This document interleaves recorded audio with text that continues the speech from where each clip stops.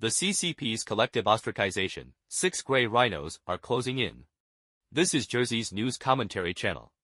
After watching China's 2026 two sessions, I was left with only one feeling: the Chinese Communist Party has collectively turned into ostriches. What does ostrachization mean? It means that when facing increasingly obvious crises, one buries one's head in the sand and pretends nothing is happening.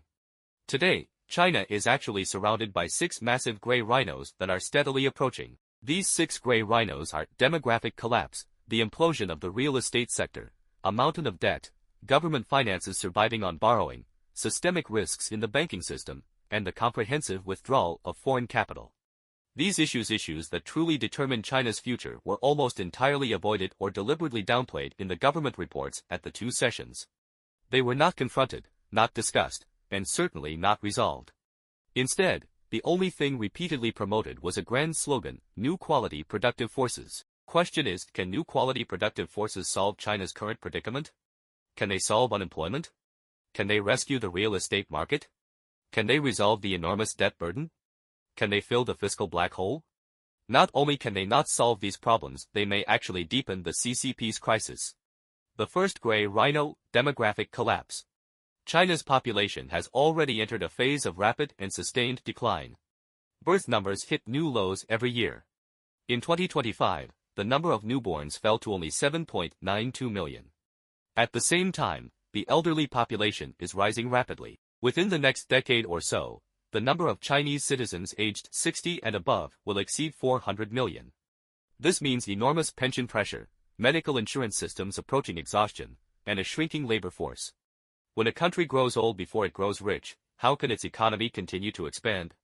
Yet this issue was barely mentioned during the two sessions. What did gain attention instead was the fact that rural elderly people receive pensions of only a little over 100 yuan per month, which surged to the top of trending searches because the injustice has lasted far too long and cut far too deeply. The second gray rhino, real estate collapse. For more than 20 years, real estate has been the true engine of China's economy. It drove construction, steel, and cement industries, while also supporting local government finances, bank lending, and household wealth. Today, the reality is stark. Housing prices have been falling for more than 3 consecutive years, with no sign of stabilization. Numerous developers have gone bankrupt. Housing vacancies are staggering. Ghost cities are everywhere. Some experts estimate that vacant housing space in China exceeds 18 billion square meters. According to official data, China's real estate market was worth roughly 450 trillion yuan in 2023. Since then, housing prices have fallen for 3 straight years, dropping on average 15% annually, meaning about 67.5 trillion yuan in wealth evaporates each year. In short, what once fueled economic growth now accelerates economic decline. Real estate was the engine during the boom, and it remains the engine during the downturn. The third gray rhino, a mountain of debt. Over the past decade, local governments borrowed heavily through financing platforms to stimulate economic growth. They built new districts, industrial parks, luxurious government complexes, highways, and vast infrastructure networks. Official figures report local government debt of over 50 trillion yuan, with hidden debt exceeding 70 trillion yuan. Some experts argue that the real total must be at least double, reaching 250 trillion yuan to approach reality. But here lies the problem: China's annual new tax revenue is only about 20 trillion yuan, while annual interest payments on debt are approaching 10 trillion yuan. So governments issue new bonds frantically to repay old ones, but even that is no longer enough. In a few years, there may not even be enough money to pay the interest. Debt piled on debt, rolling debt upon debt. How long can this game continue? The fourth gray rhino, a fiscal black hole. As the real estate market collapsed, local government revenues collapsed with it. The reason is simple: land sales have long been the most important revenue source for local governments. At its peak, land sales accounted for about 50% of local fiscal income, and in some regions even 70 to 80%. For example, national land transfer revenue fell from 8.7 trillion yuan in 2021 to less than 2 trillion yuan in 2025. Even this figure often represents money moving from the government's left hand to its right hand. Local governments issue bonds to state-owned enterprises, and those enterprises purchase land to keep the real estate cycle artificially alive. The purpose is simple: boost GDP figures and maintain officials' political prestige. Meanwhile, government spending continues to rise. Military spending grows at more than 7% annually, and stability maintenance budgets keep expanding. Yet pension and medical insurance expenditures are squeezed and sometimes even diverted. Both systems are now nearing financial exhaustion. A government that survives by issuing debt. How many such governments exist in the world? And how long can such a fiscal structure last? The fifth gray rhino, banking system risk. If real estate is the engine of China's economy, then the banking system is its heart. And that heart is already showing signs of arrhythmia. Experts estimate that China's banking system holds assets totaling more than 400 trillion yuan. These assets fall into three major categories.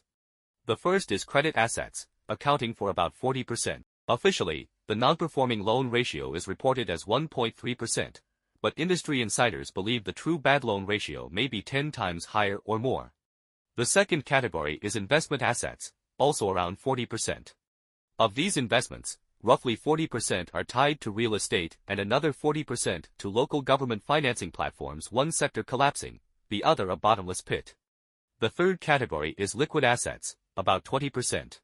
Yet difficulty withdrawing cash has become increasingly common because, quite simply, banks are running out of money. Some analysts estimate that although China's banking system claims over 400 trillion yuan in assets, its actual capital base is less than 12 trillion yuan. After accounting for potential losses, real capital may be closer to 5 trillion yuan. This reveals just how frightening systemic banking risks could be. Meanwhile, the average interest margin in Chinese banks has fallen to about 1.2%, while the break-even level is roughly 1.8%. In other words, banks are now losing money every day. China's banking system is like a giant ship riddled with holes, large holes everywhere. No one knows how much longer it can remain afloat. The sixth gray rhino, foreign capital withdrawal. For the past 30 years, China's rapid development relied heavily on massive foreign investment and the concentration of global supply chains within the country. But in recent years, this trend has begun to reverse dramatically thanks largely to the policies of Xi Jinping. Foreign capital is leaving, and supply chains are shifting away from China towards Southeast Asia, Vietnam, India, and Mexico. The reasons are simple: an increasingly hostile political climate, rising operational risks, and shrinking market demand. Once supply chains relocate, they rarely return. The final question.